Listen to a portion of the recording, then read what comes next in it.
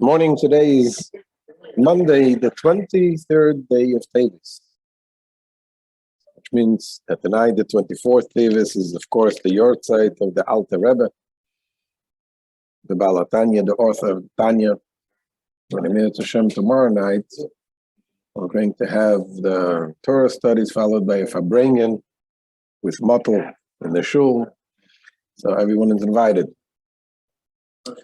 Today we are completing the 12th chapter in the Tanya, where the Alter Rebbe describes the Beinani, the intermediate person, which is basically the hero, the main character of this book, the book of Tanya, called the Sefer Shel Beinanim, the book of the Beinanim.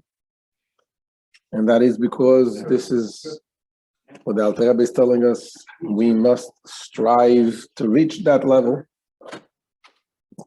And studying what it means, that level, we understand that it's not easy, as nothing in life is easy to achieve perfection. You have to work hard, to exercise, to train yourself, to train your mind. Everything takes work. Nothing in life, it comes easy. What comes easy goes easy.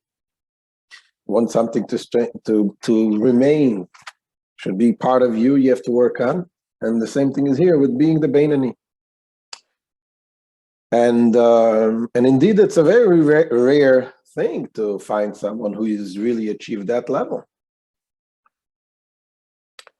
We're not talking even about a tzaddik. Again, a tzaddik is extremely rare. And even in tzaddik, there's different levels. A tzaddik is one who does not even want, does not even have a desire to do bad, because he conquered his evil inclination. And even his evil inclination wants to do only good. That's a tzaddik. The rasha, the wicked person, is the one who, unfortunately, loses control. It could be losing control in one area or more than one area, and in many, many different levels. And we're talking about control on the garments of the soul, which is the thoughts, the speech, the action. The Beinani has full control over the garments of the soul, but he doesn't have control over the actual faculties of the soul, which is the emotions. It can come up to him a desire to do something, but he pushes it right away. He doesn't act upon it. He doesn't speak about it. He doesn't even entertain it in his mind. That is the Beinani. And we mentioned that the Beinani, during the prayer, that's where he really gets his inspiration. During time of prayer, he almost reaches the level of a tzaddik. He senses a little bit the sense, what a tzaddik senses during the prayer, because he engages from above. He has the inspiration, he engages in the experiencing love of Hashem by saying the Shema, by saying the blessings of the Shema, by preparing the verses. And when you think about those verses, especially when you study Chassidus before davening, and you contemplate and you understand, you meditate about the greatness of Hashem, about how we are, everything comes from Hashem and we are nothing. Hashem gives us everything. Many, many different ways of meditation. The person gets the person to a feeling of love to Hashem. And during davening, he experiences that feeling. But what happens after davening? After davening goes poof.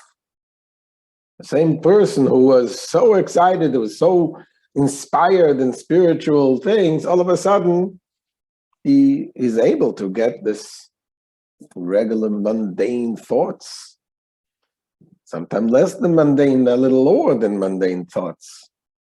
So, nevertheless, being that he had during the davening this inspiration, along with this, he also has the natural love that is innate in every Jew. We have it, the ahava meseteres, the hidden love that is in us, that helps the Beinani even after davening, that he can overcome and act accordingly in the right way. So whatever he has in davening, there is the roishim, there is the remnants, the impression of what happened during davening helps him throughout the day. And today also the Alter Rebbe continues to explain this, and also he is going to explain that when we're talking about being a person acting according to what Hashem wants us to act, being the intermediate person, being the Beinani, doesn't only mean that when you're praying, you're studying Torah, you're doing mitzvahs, because the Torah has mitzvahs between man and God, but there's also mitzvahs between man and man. The way you act to people, the way you act to your spouse, the way you act to your children, the way you act to anyone you come across. And the Alter Rebbe explained that this is the Beinani, works on that area as well. You cannot be just a Beinani, you cannot just be a tzaddik. Say, oh, I pray, I'm shaking strongly, davening, I'm meditating. When it comes to the rest of the day, comes to business, sometimes in business, people will become very shrewd in business and forget about the whole Torah, that there is a system, there is law, how to act, how you're supposed to do. You have to be honest with everything, you have to be straight, not to get angry, and so on and so forth. That's what Alter Rebbe is telling us today in today's lesson. So let's continue. Let's look inside what Alter Rebbe says in today's, just a second.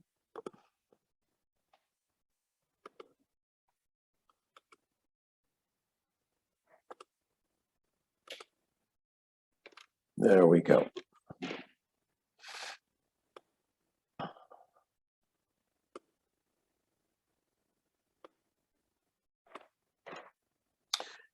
So, says the Alter Rebbe, what happens to the Beinani after davening?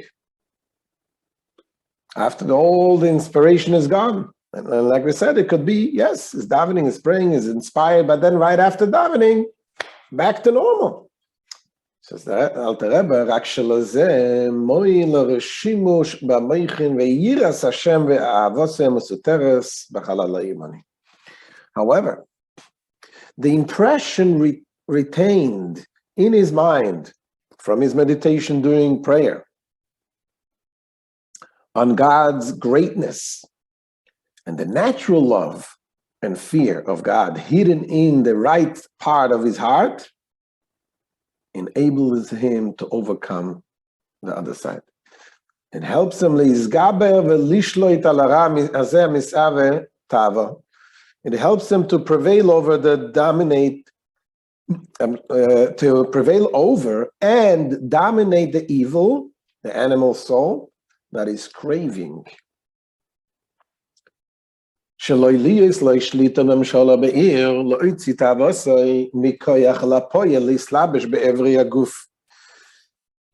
enables him that preventing the evil from gaining the supremacy and dominion over the city of course being the body.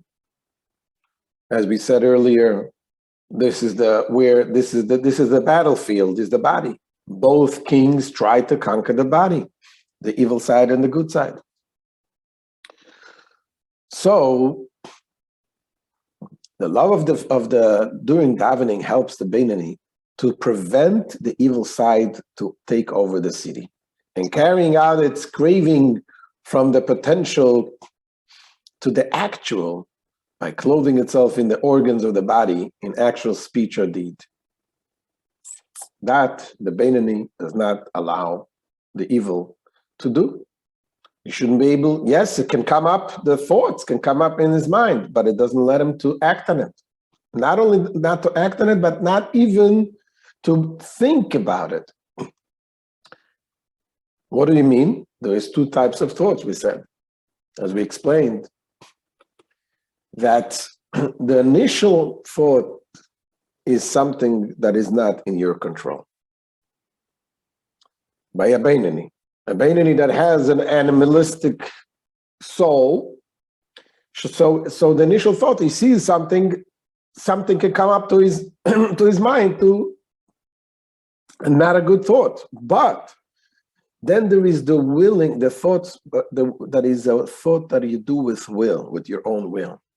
The second thought, that the Beinani is not allowing it not only to act in action, but not even in thinking. He doesn't even contemplate how to actually go and do something bad or to think something bad. That's what he says. Furthermore,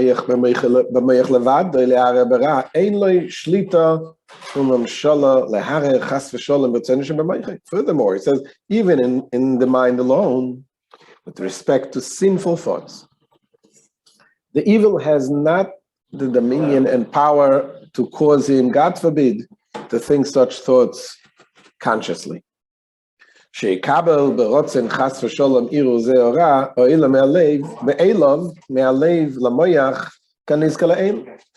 means to cause the mind to accept willingly, God forbid, the evil thought that rises up of its own accord. That's the initial thought that rises in its own accord, from the heart to the mind, as explained above. So right away, as soon as it comes up, the Beinani pushes it away.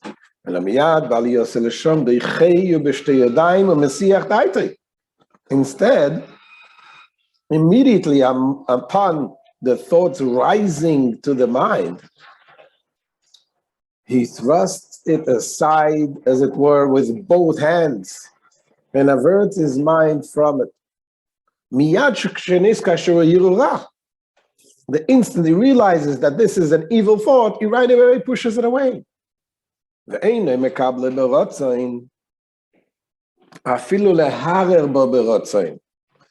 He will refuse to accept it even as a subject for mere conscious thoughts.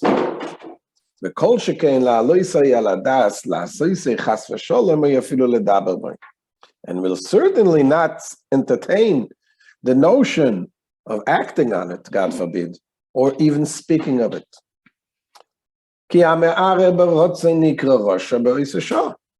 Because he who willingly indulges in such thoughts is deemed a rasha. At that moment, when a person thinks negative thoughts, at that moment, that person is a rasha, a wicked person. While the Beinani is never wicked, is never a rasha, even for a single moment. So obviously then, the Beinani would not willingly entertain evil thoughts. And now the Alter Rebbe says what we said earlier, that to be a Beinani is not only when it comes to things between man and God, praying, davening, studying Torah, but also when it comes to between man and man. It says, so too in matters between man and his fellow man, the Beinani will not grant expressions in thought, speech, or action to any evil feelings towards his fellow. And that goes to any man. Whether a friend, whether a relative, spouse, anything. Control to do the right thing. And what does that mean? Says the Alter Rebbe. Miyad as soon as there rises from his heart to his mind any animosity or hatred, God forbid, or jealousy, anger, or a grudge, and the like, he will bar them from his mind and will, refusing even to think of them. The Adrab, on the contrary, Amoyach shalit u'moishel beruach shebeliboi lases hahepech mamash. His mind will prevail over and dominate the feelings of his heart to do the exact opposite. of that which the heart desires, which means leisnaeg im chaveiroi b'midas chesed, namely to conduct himself towards his fellow with a quality of kindness, as opposed to the quality of severity, where hatred and anger originate. Not only that,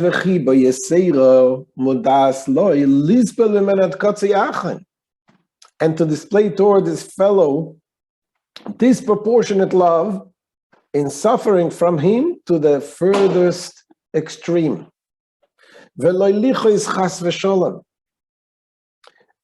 Without being provoked into anger, God forbid.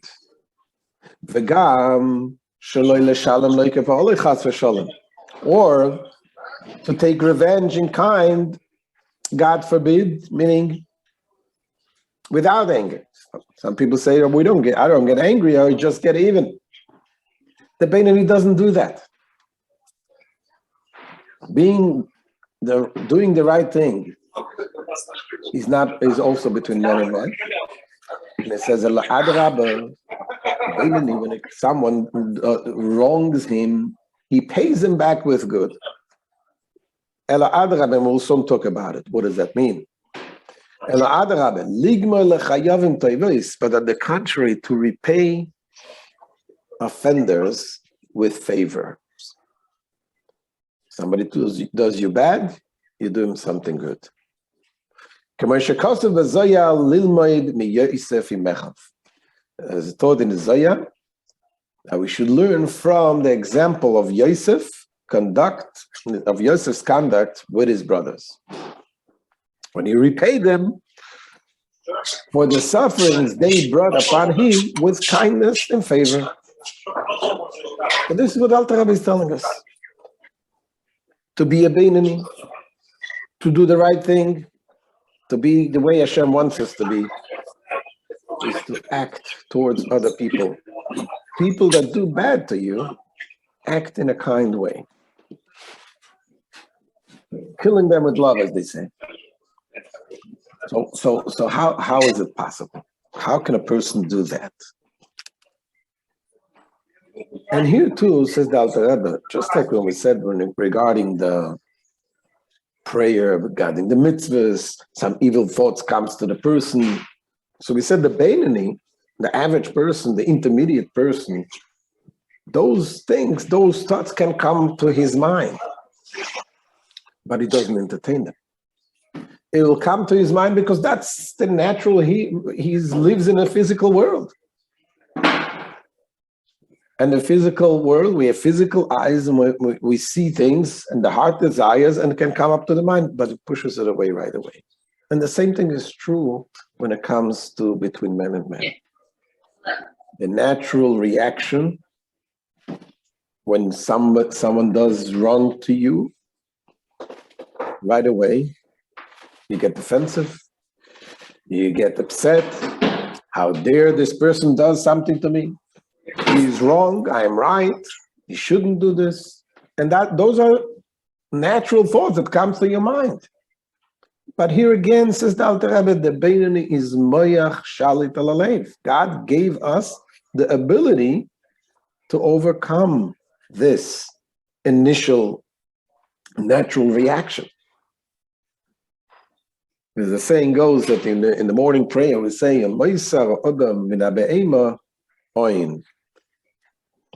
that there's no difference between man and the animal, in a sense. There's a Hasidic saying that goes like this: there is a moisa means the advantage. There is advantage on the man over the animal. And what is that? Oin. Oin means no. The advantage between the man and the animal is no. What does it mean? No, an animal cannot say no. An animal sees something, it goes for it. Cannot tell himself to discipline itself and say no. That is the advantage that a man has. We are able to say no. Just say no, as the Nancy Reagan used to say. We are able to say no. We can say that even though, yes, it makes all the sense that I'm correct, I'm right, I have the right to be angry at the person. But we can say no. And here the Alter Rebbe comes and tells us, as the Rebbe explains, he gives us the example of Yosef and his brothers. That's the story we just read in the Torah, last week's parsha. That Yosef, when his brothers, he certainly had a right to be angry and upset at his brothers. They were jealous of him. They wanted to kill him, ended up selling him as a slave. And he ended up not only as a slave, but as a prisoner in terrible conditions. And now he's king.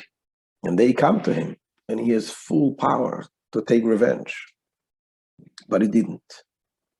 He didn't take revenge. On the contrary, he paid them in kindness. He fed them, and he gave them everything they needed. So says the Alter Rebbe, it says in the Zohar, we should learn from him. And the Rebbe says, learning from him is not just to bring an example. Oh, you see, Yosef did it, you do the same thing. The example also teaches us how we are able to do it. Because see, look what Yosef is saying. Yosef is saying to his brothers, whatever happens, happens from Hashem. You thought that you're doing something bad, but Hashem had in mind that it was all along a plan from Hashem. And Hashem had in mind a good thing to come out of it. So whether we see the good thing or not, we know everything is from Hashem.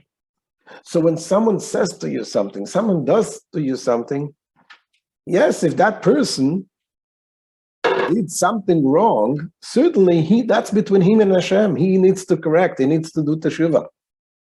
This is why, by the way, Yosef also, before he paid them in kindness, Yosef also, in a way, tormented them.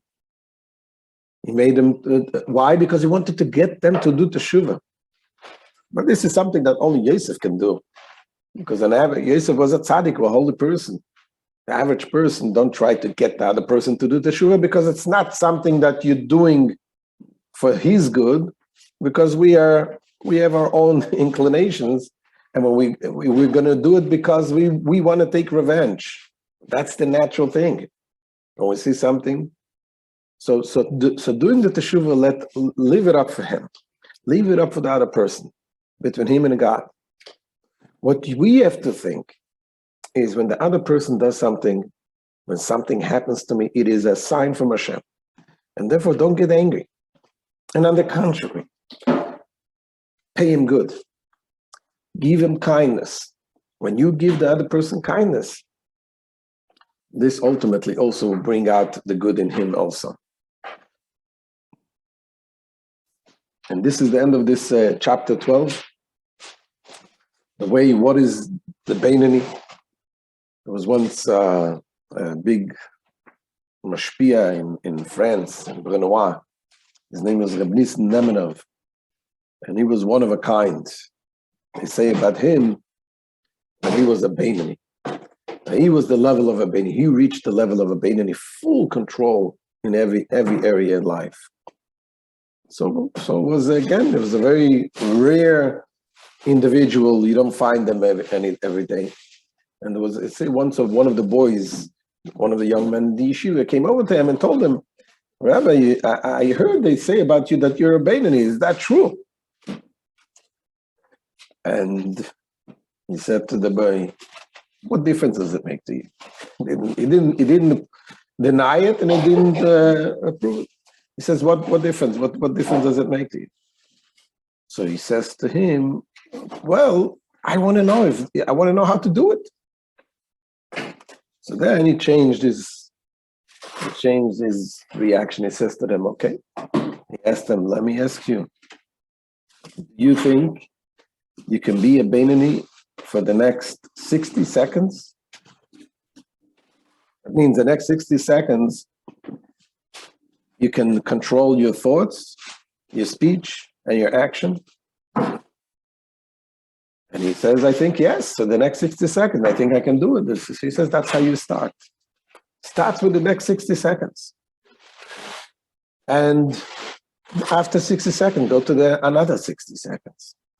So I was thinking about it, it's easy to say, yes, the next 60 seconds, I can do it. But really, the Yetzer Hara sometimes comes in such a tricky way. It could be out of nowhere, someone will come and say to you a word, or you hear someone did something to you, or mistreated you, or did something, took away some money that belongs to you, whatever. And that moment, the 60 seconds it goes, you cannot control it now. So that's the training. That's the training. This is why we all the Beinanim training. Training to control. Yes, we fail. Yes, we can fall off the horse, but we get back onto the horse and continue for another 60 seconds. Small wins eventually will win the big battle. So this is the end of today's Shir. Mitzvah Hashem will continue tomorrow. Make sure to share this and invite people to join us live 9:10 in the morning. Any questions?